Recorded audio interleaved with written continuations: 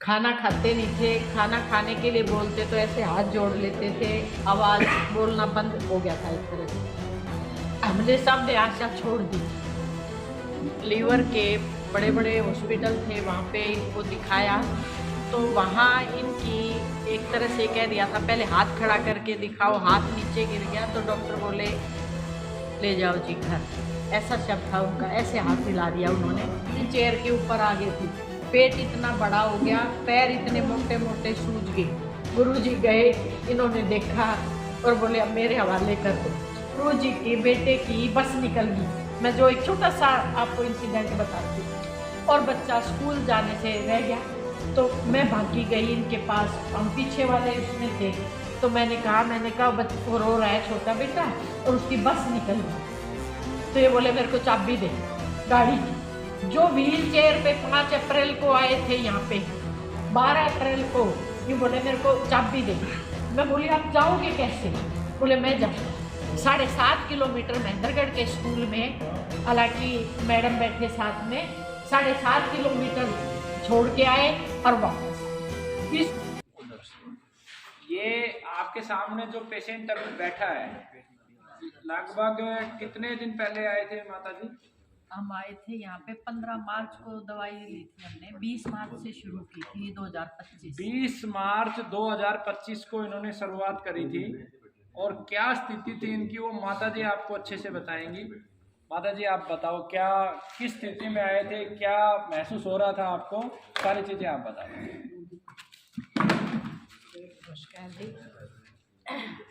हमने मतलब जो लीवर के बड़े बड़े हॉस्पिटल थे वहाँ पे इनको दिखाया तो वहाँ इनकी एक तरह से कह दिया था, पहले हाथ खड़ा करके दिखाओ, हाथ नीचे गिर गया तो डॉक्टर बोले ले जाओ जी घर। ऐसा शब्द था उनका, ऐसे हाथ हिला दिया उन्होंने। और बड़ा हॉस्पिटल था, अब नाम तो लेना ठीक नहीं है, वहाँ पे बोले जी आप घर जाओ और खुश रहो। 3.5 लीटर एक बार पानी निकाला इनका, 3 लीटर एक बार निकाला और बहुत कमजोरी आ गई। HB इनका 5.5 ग्राम रह गया था। खाना खाते नहीं थे, खाना खाने के लिए बोलते तो ऐसे हाथ जोड़ लेते थे, आवाज़ बोलना बंद हो गया था एक तरह से, बोलना बंद। फिर लिखना शुरू किया तो लिखने में आवाज़ वो नहीं पता लगा ये क्या लिख रहे हैं, ऐसी हालत होगी। व्हील चेयर के ऊपर आ गए थे, पेट इतना बड़ा हो गया, पैर इतने मोटे मोटे सूज गए। और व्हील चेयर के ऊपर 2 आदमी, मतलब एक इस कंधे से यहाँ से उठा के क्या कर, अटैच्ड बाथरूम में 2 आदमी बाथरूम की सीट के ऊपर बिठाते, 2 आदमी उठाते थे। अगर पैर बेड के नीचे से इतना नीचे चला गया तो खुद इनमें हिम्मत नहीं थी कि उस पैर को ये अपने आप ऊपर करे, उसको दूसरे आदमी को करना पड़ता था। तकिए के नीचे से थोड़ा खिसक गए तो हॉस्पिटल में भी 2 नर्स आते थे बॉयज, वो ऊपर करते, घर में हम लोग करते। ये हालात थे जी। खाना बिल्कुल यूं लगा लो नाम मात्र का ही रह गया था इनका। और उसी समय आचार्य जी का हमें सहयोग, संपर्क और आशीर्वाद जो भी कुछ है वो मिला और इन्होंने कहा कि अब मेरे हवाले कर दो इनको। ये बात है 11 मार्च की। 11 मार्च से इन्होंने दवाइयाँ बताई कि आप जब तक यहाँ हैं हॉस्पिटल में तब तक ये एक वो था पुनर्नवा, छोटे गोखरू, जो छोटी छोटी चीज़ें बताई हमें। वो बेटा छुपा के ऑस्ट्रेलिया से आया हुआ था, छुपा के अपनी उसमें जैकेट में और हॉस्पिटल में ही ले जाता, वहाँ पे उसका उबला हुआ पानी पिलाता। इनका पेट साफ होने लग गया 5%, ज़्यादा नहीं 5%। तो बेटे का पहला शब्द ये था कि पापा 150% चलेंगे। हमने सब ने आशा छोड़ दी थी।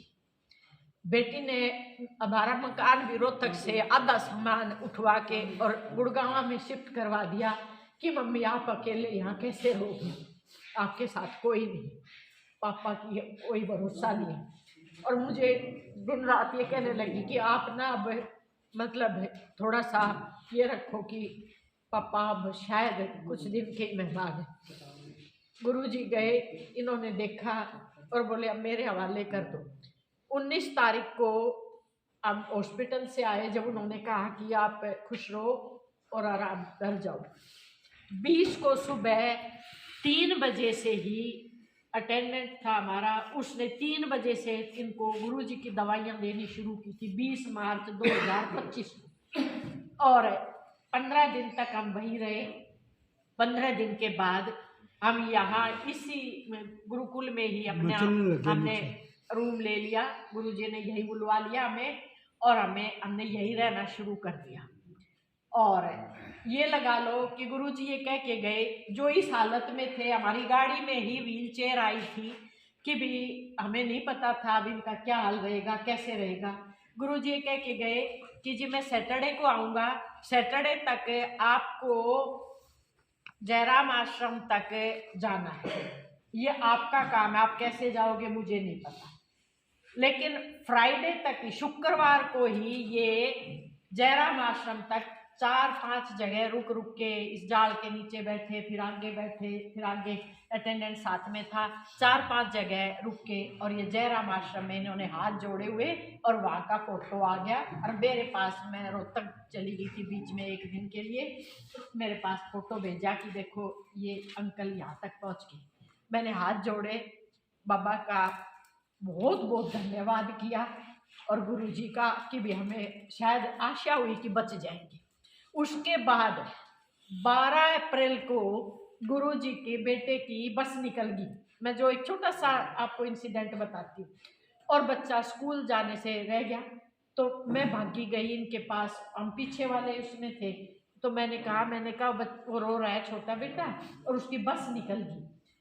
तो ये बोले मेरे को चाबी दे गाड़ी की। जो व्हील चेयर पे 5 अप्रैल को आए थे यहाँ पे, 12 अप्रैल को यूँ बोले मेरे को चाबी दे। मैं बोली आप जाओगे कैसे? बोले मैं जाऊँगा।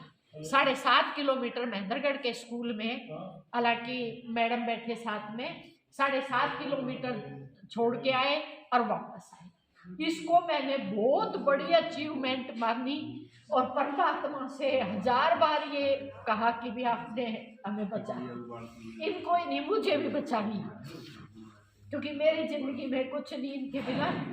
और अब ये हालत है, हम यहाँ रहे लगातार तो रहे 5-6 महीने, अब बीच में कभी चले जाते हैं, कभी यहाँ रहते हैं, हमारा ये है।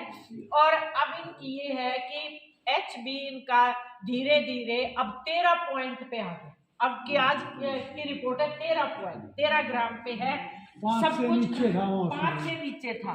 सब कुछ खाते हैं, मन से खाते हैं, अपने आप मांगते हैं, 1-1 घंटा एक्सरसाइज करते हैं, पूरा 1 घंटा अपने बलबूते पे, ऊपर छत पे अपना धूप लेते हैं, जो नॉर्मल काम है सारे अपने आप करते हैं। और ये आशा है कि शायद जो छोटा मोटा भी कुछ रह गया होगा वो भी खत्म हो जाएगा, क्योंकि एज भी 72 ईयर्स है। तो आपके सामने है 2 पेशेंट दिल्ली के एक बहुत बड़े हॉस्पिटल, मतलब एक्सपर्ट है कैंसर का हॉस्पिटल, उत्तर भारत का एक ही हॉस्पिटल, उससे बड़ा हॉस्पिटल नहीं है। और जिसने कहा कि जाओ सेवा करो। और हकीकत ये है कि जब मैं एक्चुअल में, ये मेरे ऑफिस से हैं, और इनकी जो पुत्री है वो मेरे साथ कार्य करती है होंडा में। जब मैं इनके घर देखने गया तो मुझे भी यही आभास था कि शायद ईश्वर ही कुछ कर सकता है। और मैंने सुबह भी आपको एक ही बात बोली थी, जो करता है सब ईश्वर ही करता है। अगर हम अपने आप को ईश्वर को समर्पित कर दें तो बड़े चमत्कार होते हैं। और इतना पानी इनके शरीर में भरा हुआ था, 4 ग्राम ब्लड, जिस पेशेंट को जो उठ नहीं सकता, इनके नीचे की साइड जख्म बने हुए थे, बिस्तर पे बेड सोल्स बन जाते हैं जब बॉडी मूवमेंट नहीं होती है। ऐसी परिस्थिति में निकल के एक पेशेंट आता है जहां एलोपैथी के बहुत बड़े हॉस्पिटल ने हाथ खड़े कर दिए, और वो परमात्मा की शरण में आता है, गुरुकुल के पास आता है, भाई राजीव दीक्षित जी के पास आता है, बाबा जयराम दास जी के पास आता है, गोमाता के पास आता है, इन पेड़ पौधों और वनस्पतियों के पास आता है, इस गहरे से जंगल के पास आता है, और आपके सामने है। आज तक एक बार भी अब पानी नहीं निकलवाया है, और रिपोर्ट आपके सामने है, ब्लड बिल्कुल इनका पूरा हो चुका है। तो ये मैंने सुबह आपको बोला था कि आप शाम तक टिकेंगे तो आपको सारे प्रमाण देंगे। लेकिन दुर्भाग्य इस बात का है कि हमारे देश में कैंसर के नाम पर झूठ और लूट इतनी है। हर 15 किलोमीटर के अंदर एक वैद्य बैठा हुआ है जो कैंसर का ट्रीटमेंट कर रहा है, और उससे अगर पूछा जाए कि दिखाओ भाई 2, 4, 5 कैंसर रोगी ठीक किए हैं, क्यों दिखाएं? इतने ये पुरस्कार सम्मान समारोह हो रहे हैं, इनमें वो नहीं दिखाते हैं। इवन लोगों को बरगलाएंगे। मीडिया के माध्यम से होता क्या है कि छोटे छोटे कट्स डाले जाते हैं वीडियो के। पेशेंट में 15 दिन का इंप्रूवमेंट आया, उसी का कट्स बना के ना पता दिया, ना एड्रेस दिया, ना नाम दिया और चला दिया और स्पॉन्सर कर दिया वीडियो को, पैसे लगा दिए और पब्लिक परेशान रहती है। इसलिए मैं एक ही बात कहता हूँ, जहां भी चिकित्सा लो, आपके जीवन का विषय है, उससे बोलो हाथ जोड़ के कि भैया कम से कम मुझे 25, 30, 40, 50 रोगियों के मोबाइल नंबर दे जो ठीक हुआ है या पता दे।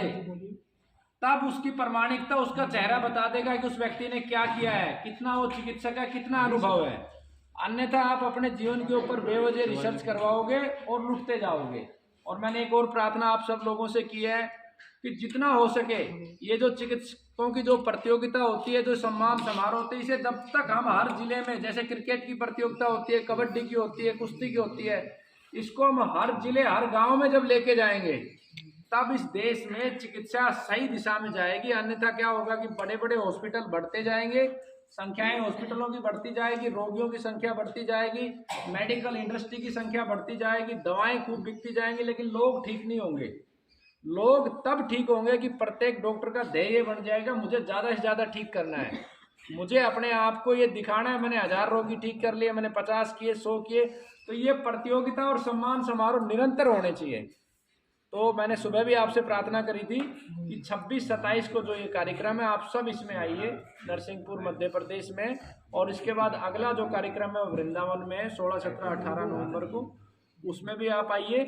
और जितना आप सहयोग कर सकते हो तन से, मन से, धन से और प्रार्थनाओं से जरूर कीजिए। बहुत बहुत धन्यवाद।